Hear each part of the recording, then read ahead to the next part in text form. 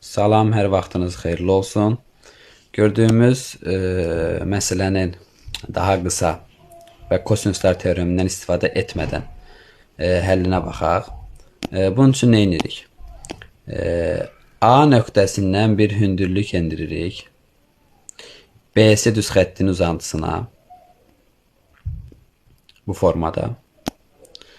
Onda əgər ABC bucağı 120-dirsə, onun qonşusu 60 olacaq.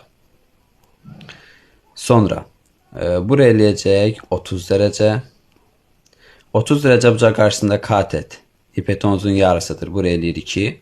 60 dərəcə bucaq qarşısında katet digər katetin kökdə 3 mislidir. 2 kökdə 3. Bura elədi bir h desək. AH 2 kökdə 3, HC də 4.